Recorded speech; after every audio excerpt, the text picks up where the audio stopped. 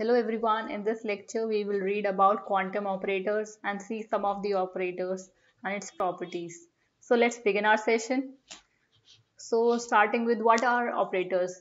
What is the basic definition of operators? It is a mathematical tool applied to any state of a quantum system. It transforms into another state which we represent with prime of the same space.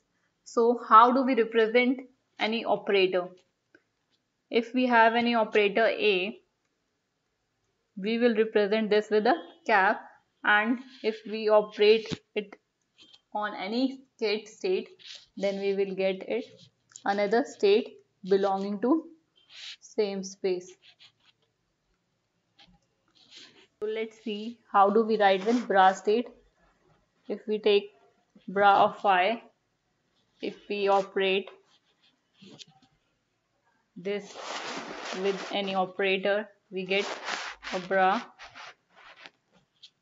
of the same space. Similarly, we can apply this operator on any wave function and we will get another wave function psi prime belonging to the same space. So let's move to next and see some of the examples.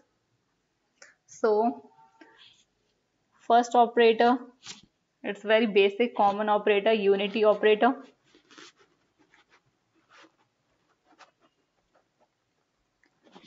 Since it is a unity operator, it leaves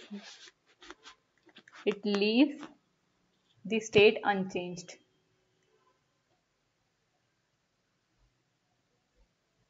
Like if I represent unity operator with I, capital I, with cap operating on any state, then the state remains the same. Second, an example, gradient operator. It basically differentiates. So we represent gradient with inverted triangle and with vector sign. So if we operate this on any wave function psi r, which depends on xyz coordinates, so we can write this as del by del x psi r plus del by del y psi r and del by del z psi r. So with I cap, j cap and k cap. Okay, since it is a vector, so we get a vector at the end result. So there are some other operators. Let's see the third operator, which is a momentum operator.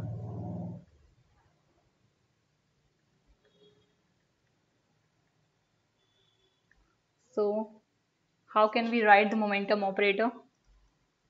P, we will represent this with a symbol capital P operating on any wave function. Then we can write this as I minus iota h cross gradient of xi. This is how we represent the momentum operator, and you should remember all these operators. We will use these operators in the future. So fourth, Laplacian operator or gradient square represented by, if we operate this Laplacian, we get del square del x xi r plus del square del y square xi r plus del square del z square xi r. Okay, and last example, fifth, parity operator. Parity operator just reverses the sign of the variable. If we have if we represent the parity operator with italics parity, some bold, because we have momentum operator, we will show the parity operator with a bold to differentiate between the two. And if we operate this on psi r, it basically changes the sign of the variable. Here is r, here it goes to minus r. So this is a parity operator. So these are the some operators. And now moving to product of operators. So if we have two operators and it's operating on any state, then these product of operators is not commutative. Means AB operator is not equal to BA operator. So we have to take care of the order of the products of operators. And then product of operators is not non-commutative.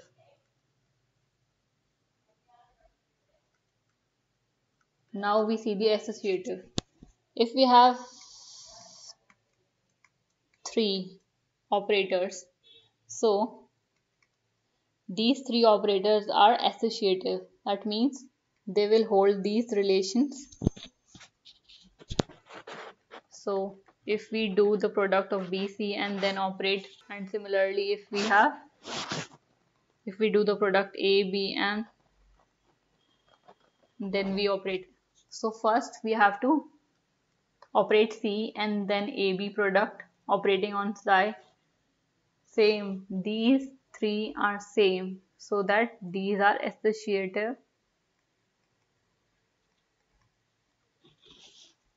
We will see with example later on. So we have ABC order, ABC order, ABC order. So we get the same results. So it is associative. Order of application is same. So now we will see next topic. If we sandwich two states, if we sandwich operator with two states, then we can do this process either by first operating this on bra state,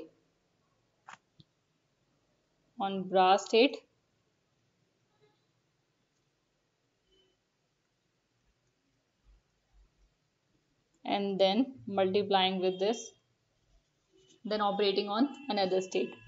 Similarly, we can first operate on psi state and then on phi.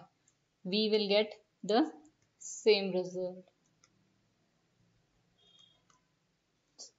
So this may be purely imaginary or real. So moving to next, what are linear operators? So an operator A is said to be linear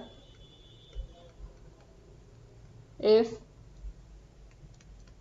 it follows the distributive law. So what is distributive law? So if we have two states psi1 and psi2 and two constants alpha and beta are the complex constants, then it should hold this relation true. Like if we are operating this on this wave function or this state, then it should follow this relation alpha, and then we first operate this on psi1 and then multiply with alpha, and then beta operating first on psi2 and then we multiply with beta. So it should hold this relation. Then we say that operator is linear in nature. So this is it for today. If you have any doubts, you can write me in the comment box, and thank you for watching this video.